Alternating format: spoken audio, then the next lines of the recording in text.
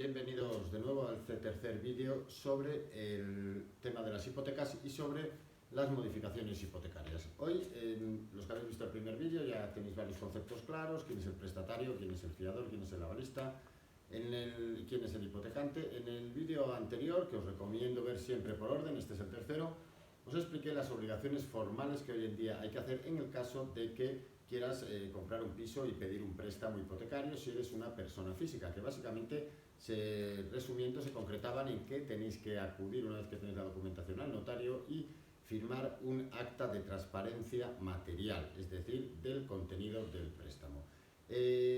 Como os dije en el anterior vídeo, al finalizar este acta tenéis que firmar un test. Hay que hacer un test, mejor dicho, en el cual se hacen unas preguntas básicas. Vamos a comenzar ya con el contenido de ese test.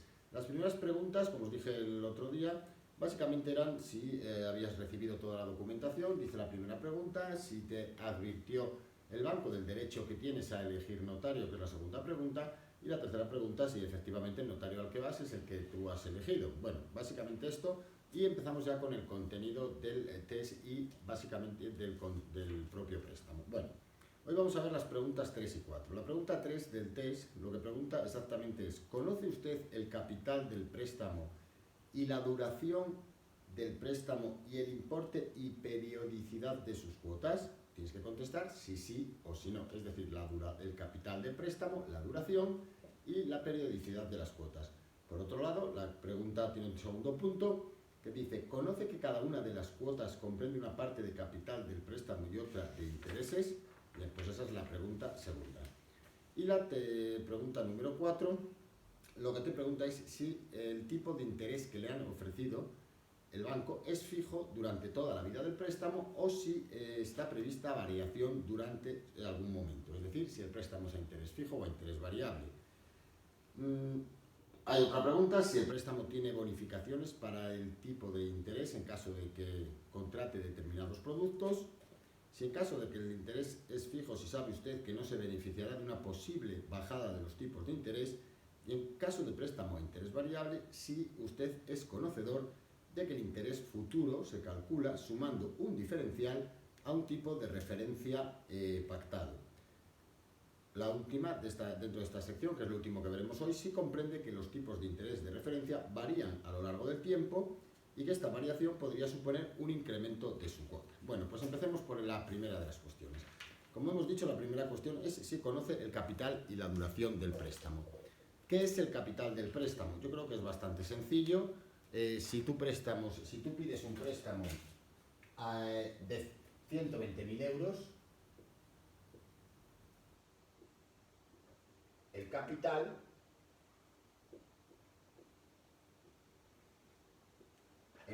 del préstamo son esos 120.000 euros. En el caso, vamos a poner que se pide el préstamo por 10 años.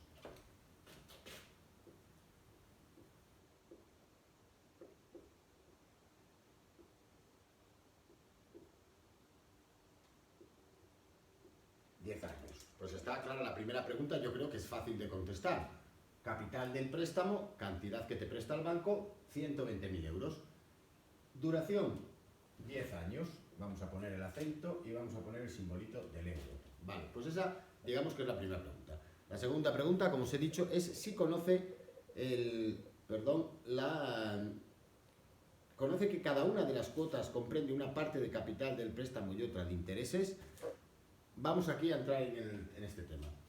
Cuando has pedido 120.000 euros para el préstamo hipotecario y lo tienes que devolver en 10 años, es evidente que vas pagando cuotas. Como en estos vídeos trato de explicar los supuestos más habituales, lo más habitual es que los pagos de las cuotas se realizan por mensualidades, es decir, todos los meses se paga una cuota del préstamo, una parte del préstamo. Lo que aquí te está preguntando el test y que debes de contestar es si conoces que cada una de las cuotas comprende una parte de capital y una de intereses. Voy a tratar de explicarlo con números. Si vemos en este ejemplo, 120.000 euros que tienes que devolver en 10 años. Luego 10 años por 12 meses serían 120 meses. A primera vista, no voy a hacer todo el cuadro, pero a primera vista podríamos pensar que si 120.000 euros los tenemos que pagar en 10 años, nos tocarían pagar 12.000 euros al año. Si 12.000 euros al año lo dividimos entre los 12 meses que tiene el año, parece que tendríamos que pagar 1.000 euros al año. 12 años, 1.000 euros, las 120 cuotas, terminaríamos por pagar los 120.000 euros. Ahora bien, cuando nosotros pagamos una cuota mensual, no solo pagamos los 1.000 euros que devolvemos del préstamo, del capital, sino que también pagamos los intereses. Digamos que eso es el capital, también pagamos los intereses. Independientemente del tipo de interés que se haya pactado, vamos a poner que de intereses te correspondan pagar unos 200 euros. Entonces, en principio, la forma más fácil de pensar que he de devolver el préstamo es que cada mes pagaré 1.000 euros de capital y 200 euros de intereses, con lo cual mi cuota mensual es de 1.200 euros. ¿Qué quiere decir? Que al finalizar las 120 cuotas habré pagado 120.000 euros de capital y habré pagado 200 por 120, que son 24.000 euros de intereses. Eso en principio es así.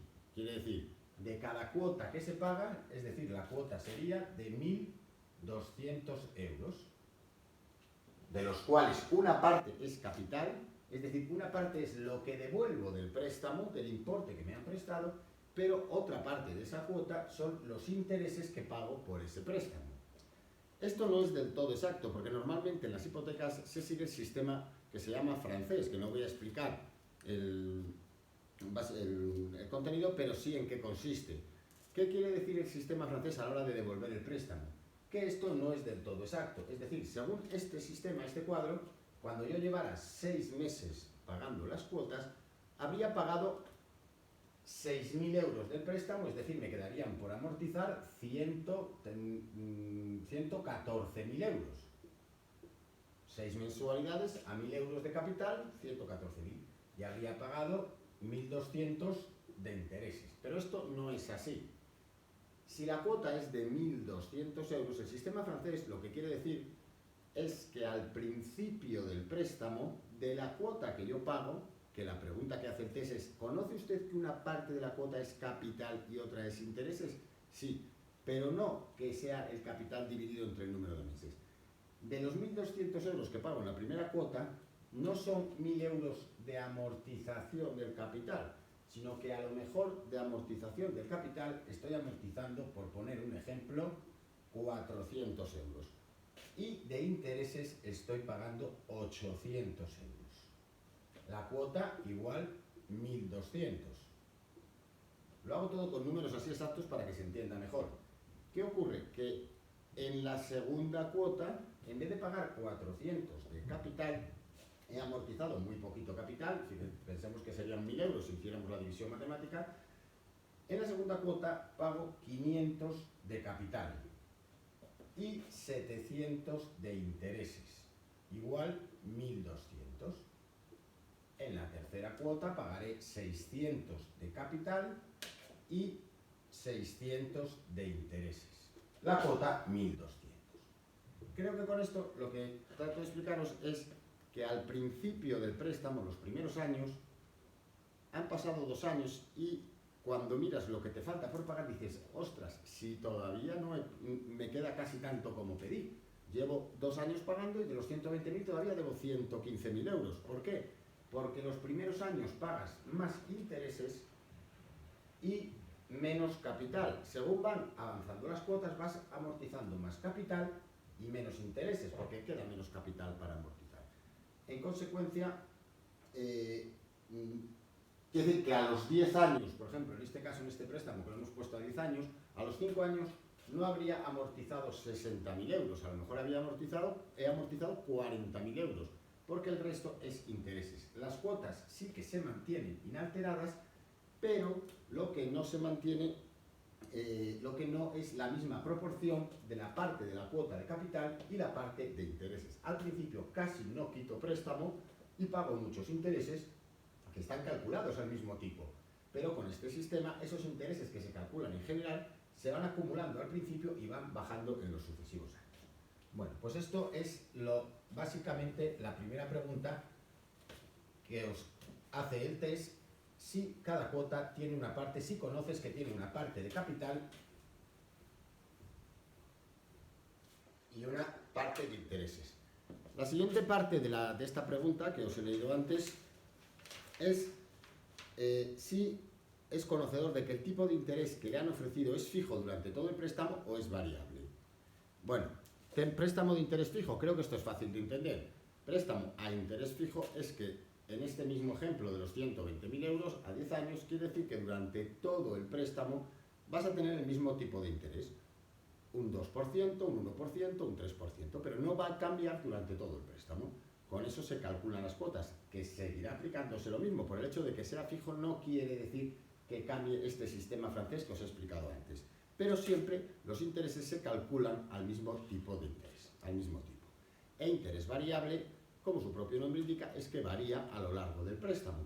Todos creo que si estás viendo este vídeo habrás oído hablar del Euribor, de las cláusulas suelo, del techo y demás.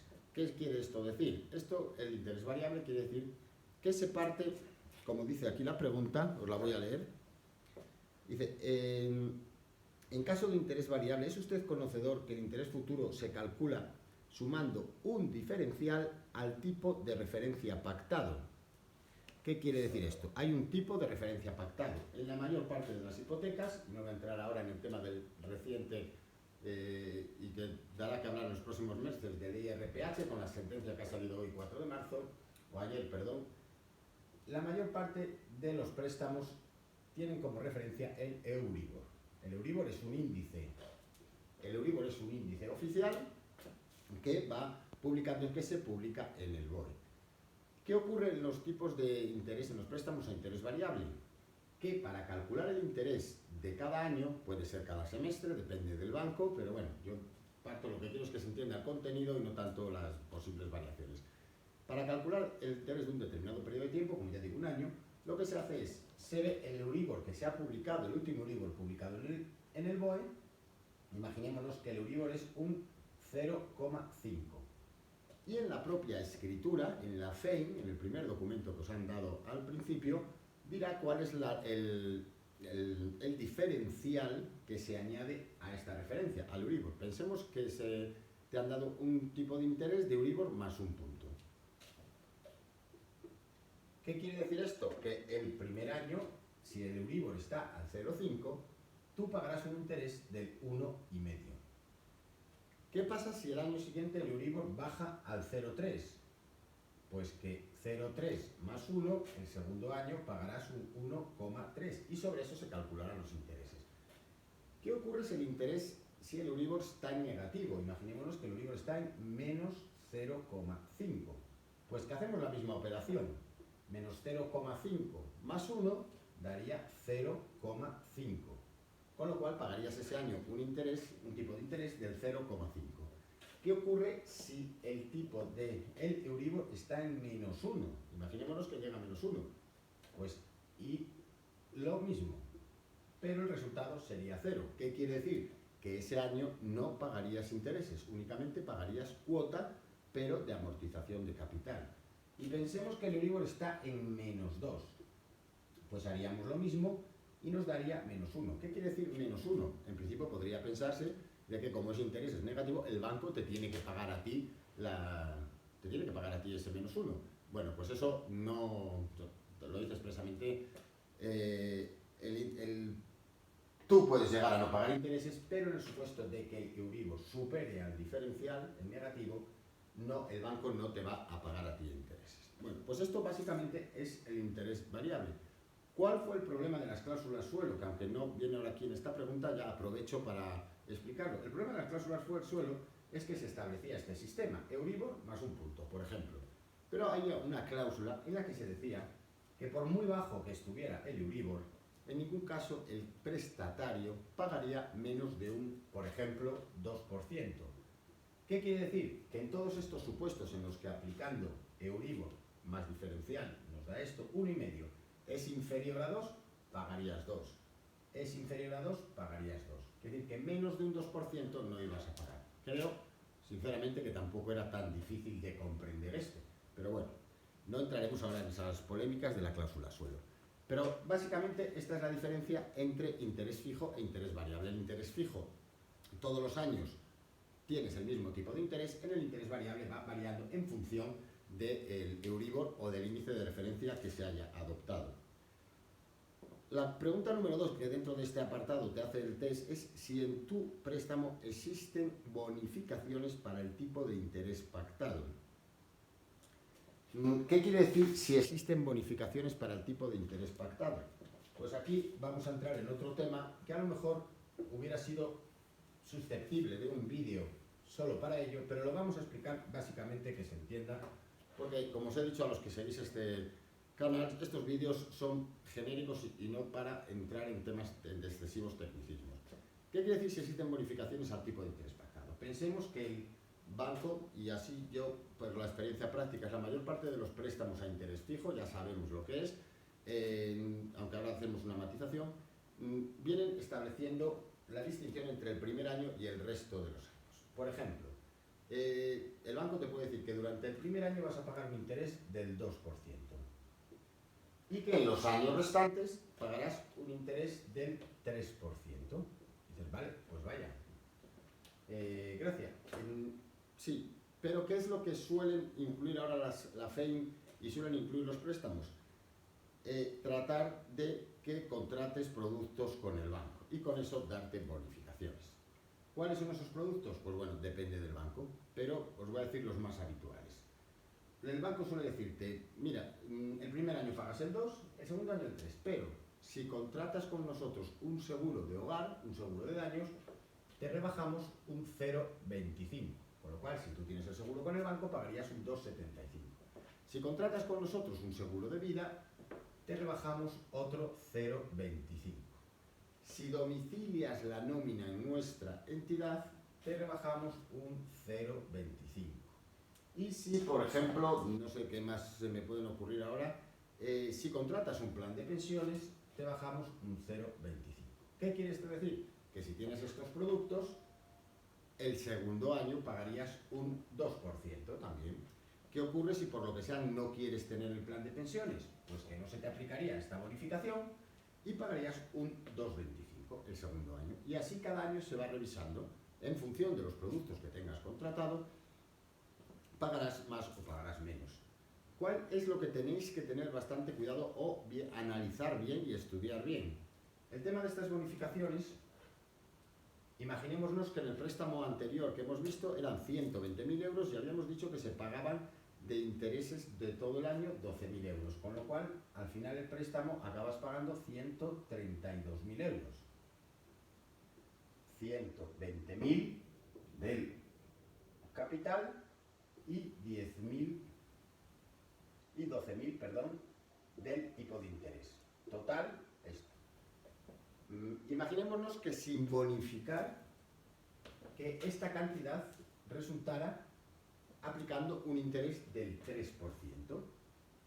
Dices, vale, entonces si me bonifican y contrato esos productos, el capital que voy a devolver sería el mismo, pero lógicamente los intereses, si al 3% son 12.000, vamos a poner que al 2%, que es la bonificación, serán 10.000. Con lo cual pagaré 130.000. Yo creo que es bastante claro, o sea, sin bonificar interés el 3%, son 120.000 de capital y 12.000 de intereses, 132.000. Bonificado, baja un punto, 120.000 de capital, 10.000 de intereses. Ahora bien, ¿qué es lo que tenéis que tener cuidado con esto? Que estos productos que os dan las bonificaciones cuestan dinero.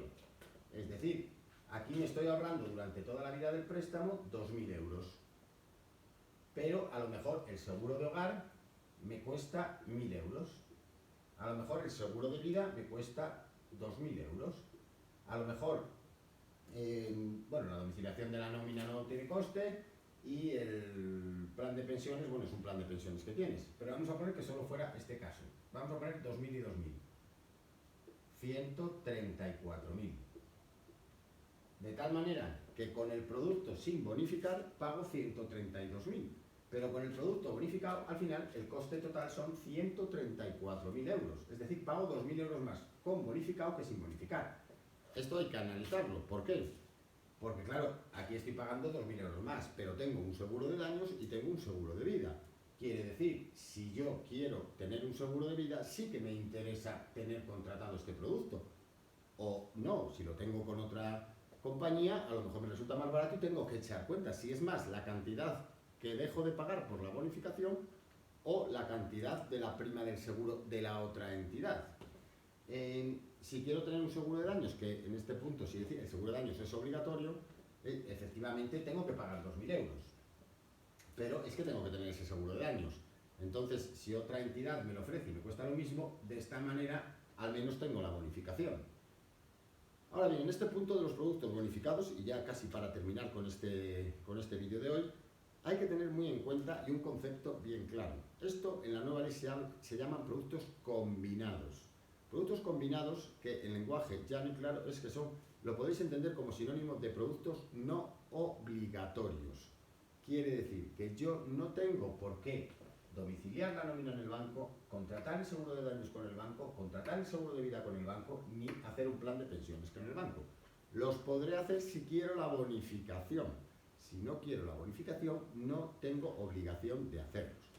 El único seguro que hay obligación de tener es el seguro de daños, pero ni siquiera con el propio banco. Sí que hay que tener asegurada la casa, pero no necesariamente con el banco. Si lo hago con el banco tendré la bonificación. Si no lo hago con el banco no tendré la bonificación.